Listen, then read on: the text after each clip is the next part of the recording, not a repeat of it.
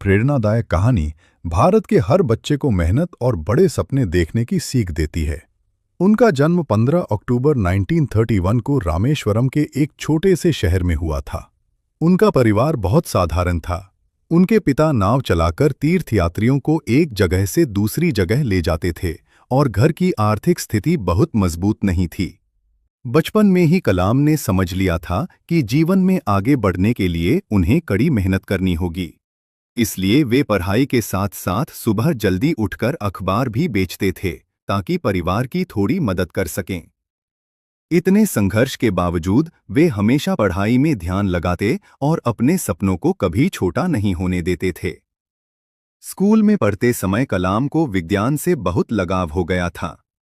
एक दिन उनके शिक्षक ने पक्षियों की उड़ान के बारे में पढ़ाया और आसमान में उड़ते पक्षियों को देखकर उनके मन में भी उड़ने वाली मशीन बनाने का सपना जाग गया।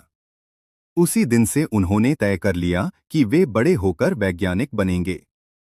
अपनी पढ़ाई पूरी करने के लिए उन्होंने कड़ी मेहनत की और आगे चलकर Madras institute of technology aerospace engineering की पढ़ाई की। वहां पढ़ाई आसान नहीं थी, लेकिन उन्होंने कभी हार नहीं मानी। कई बार मुश्किलें आई, लेकिन उन्होंने दिन रात मेहनत करके हर चुनौती को पार किया।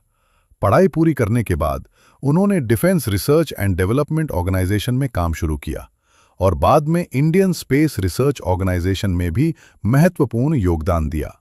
उन्होंने भारत के अंतरिक्ष और मिसाइल कार्यक्रम को मजबूत बनाने में बड़ी भूमिका निभाई। उनकी मेहनत और प्रतिभा के कारण भारत ने कई बड़ी सफलताएं हासिल कीं और इसी वजह से लोग उन्हें मिसाइल मैन ऑफ इंडिया कहने लगे। उन्होंने देश के लिए ऐसी तकनीक विकसित करने में मदद की जिससे भारत की वैज्ञानिक शक्ति दुनिया में और मजबूत हो गई। समय के साथ उनकी लोकप्रियता और सम्मान बढ़ता गया और वर्ष 2002 में वे भारत के राष्ट्रपति बने। राष्ट्रपति बनने के बाद भी उनका स्वभाव बिल्कुल सरल और विनम्र ही रहा। वे अक्सर स्कूलों और कॉलेजों में जाकर छात्रों से मिलते, उनसे बातें करते और उन्हें बड़े सपने देखने की प्रेरणा देते थे। उनका मानना था कि अगर युवा पीढ़ी बड़े सपने देखे और उन्हें पूरा करने के लिए मेहनत करे तो भारत एक महान और शक्तिशाली देश बन सकता है। जुलाई 27, 2015 को जब वे छात्रों को प्रेरित करने के लिए एक कार्यक्रम में भाषण दे रहे थे, तभी अचानक उनकी तबीयत खराब हो गई और वहीं उनका निधन हो गया। उनका पूरा जीवन देश की सेवा, शिक्षा और युवाओं को प्रेरित करने के लिए समर्पित रहा।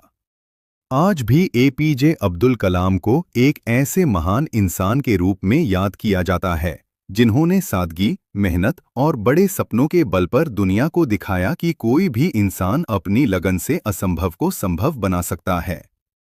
उनकी कहानी हमें यह सिखाती है कि अगर हमारे पास सपना और उसे पूरा करने की मेहनत है, तो जीवन में कोई भी लक्ष्य दूर नहीं होता।